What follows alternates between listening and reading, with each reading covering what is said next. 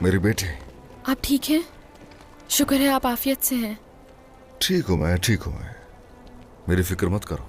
आपके साथ कुछ हो ना जाए, बहुत डर था हमें बाबा। ओ डरो नहीं फातिमा, कौन तकलीफ देगा मुझे। तुम्हारे बाबा एहतियात से काम लेते हैं हमेशा। मेरे सरदार, शुक्र है आप ठीक तो है ना? ठीक हूँ अल्हम्दुलिल्लाह ठीक हूँ। भेस बदल कर ताजुद्दीन नौयान बनकर आने वाला कहाँ है इस वक्त? जिंदान में है उस्मान। गुंदू सरदार और आयशा खातून का क्या हुआ? ताजुद्दीन का भी कोई इरादा नहीं है, वो भी कोई और मंसूबे बना रहा है। चलो आ जाओ, सब अंदर चलते हैं।